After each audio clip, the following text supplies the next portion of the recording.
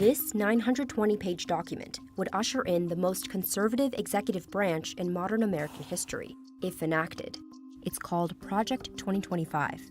Its pages offer new administrations a blueprint for executing a right-wing agenda, from purging the government of thousands of civil servants to dismantling the Department of Education. We do have to initiate the largest mass deportation project in the history of this country. Former President Donald Trump has distanced himself from Project 2025, but Democrats aren't buying it. Project 2025 would roll back our fundamental freedoms, undermine our democracy, and gut checks and balances. Here's a closer look at the four main pillars of this radical plan and how they could transform the American government as we know it. One of the things that's interesting about Project 2025 is the tone. You hear the term woke mentioned dozens of times, radical mentioned dozens of times. It's remarkably driven by culture war politics. Project 2025 is designed as a government in waiting if Trump or any conservative president returns to office. It's the brainchild of the Heritage Foundation, a conservative think tank and lobbying group that has helped staff Republican administrations since the Reagan era.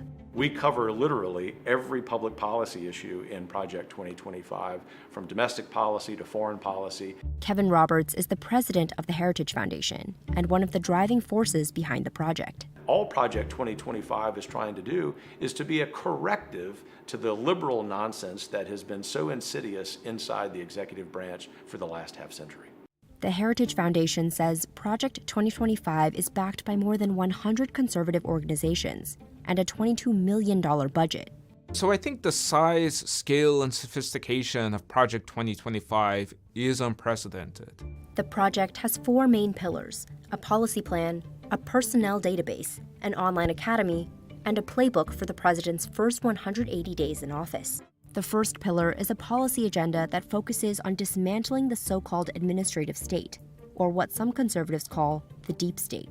Either the deep state destroys America, or we destroy the deep state. For Project 2025, dismantling the administrative state means purging the civil workforce of tens of thousands of federal employees and replacing them with conservative, pre-vetted picks. There is a concentration not just of power, but a concentration of radical leftist ideology in these employees. Hopefully, we will see over the next 10 to 20 years the elimination of entire cabinet departments. The plan would dismantle the Department of Homeland Security, eliminate the Department of Education entirely, and transform the FBI into a political task force that is accountable to the president.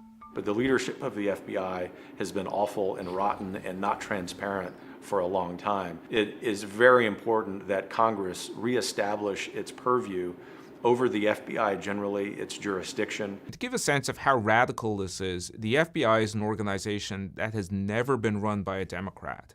And so this is an organization that in its bones is a fairly conservative organization, and where now you have right-wing voices saying that it should be eliminated. The playbook also outlines a plan to bring many federal agencies, like the Department of Justice, under more direct presidential control. What Project 2025 articulates is the idea that the president should be the one directing the activities of the Department of Justice, even if that means that the president will not be investigated, or that the DOJ will be sent to attack the president's political enemies. We will root out the communists, Marxists, fascists, and the radical left thugs. The Heritage Foundation says it wants to ensure that what remains of this whittled-down federal bureaucracy is conservative, not just for the next president, but for a long time to come. Pillar 2, personnel database. The Heritage Foundation has already contracted the technology company Oracle to build this database, kind of like a conservative networking platform. We've recruited Americans all over the country, and so we've had well over 11,000 people. Trump really emphasizes loyalty, and you see those practices now being adopted by Project 2025, where you fill out a form that essentially indicates if you are loyal to President Trump or not. Once they're fully vetted, they can move on to Pillar 3, an online presidential administration academy that would train future bureaucrats in conservative values and governing. So we want these people who are competent, who have great credentials, to be prepared for the specific job. Project 2025 provides detailed policy plans for dozens of government agencies, outlining ways to create de facto abortion bans, slash federal investment in renewable energy, and roll back environmental regulations. Here, you can see several sections dedicated to consolidating U.S. immigration agencies and expanding their power. Number one, we have to close the border. We do have to initiate the largest mass deportation project in the history of this country. The 12 million people who've come in as illegal aliens must be sent back to their native countries. But how legally sound are these policy proposals, and what would they look like in practice? That's where Pillar 4 comes in, the playbook for the first 180 days of a conservative presidency. A big part of the plan is modeled off of a Trump-era policy called Schedule F. Schedule F is originally an executive order that Trump signed that would allow him to turn thousands of career civil servants into political appointees that he could then fire if they displeased him. The Biden administration reversed this order in 2021, but Trump has vowed to bring it back if he is reelected. First, I will immediately reissue my... I think Schedule F is not just possible, but it's certainly an incredible priority of a second Trump administration. The problem with Schedule F is that there is no real limitation to the number of people who could be converted. Underpinning many of Project 2025's policy proposals is a legal principle called the unitary executive theory.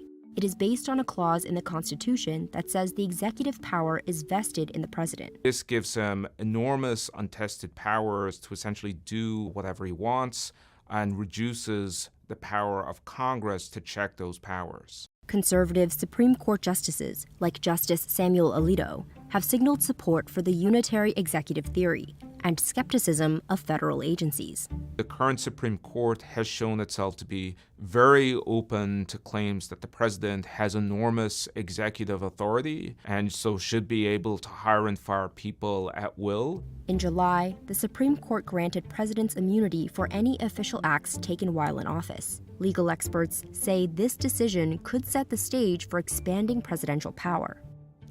Other legal scholars say the unitary executive theory and some of Project 2025's more radical proposals simply aren't realistic. It will inevitably draw dozens of lawsuits if all of its policies are implemented. So you cannot eliminate an agency without Congress agreeing to that. Congress has the power to create agencies and to eliminate agencies unless the Supreme Court suddenly grants new power to the president. Project 2025 has garnered increased attention on social media. Project 2025. Project 2025. Project 2025. As Democrats shine a spotlight on its sweeping proposals. Project 2025 will destroy America. Look it up. This agenda is a fascist, authoritarian dictator's dream. And we know that that is exactly who Donald Trump wants to be. Democratic Congressman Dan Goldman is part of the Stop Project 2025 task force. More recently, Trump made moves to distance himself from Project 2025. In a Truth Social post, he said he knew nothing about it, calling some of the proposals ridiculous and abysmal. Goldman says these statements are part of a larger political strategy. So many of his former top officials are at the head of Project 2025. It is a political calculation that he's making because he recognizes that the American people do not support this extremist agenda.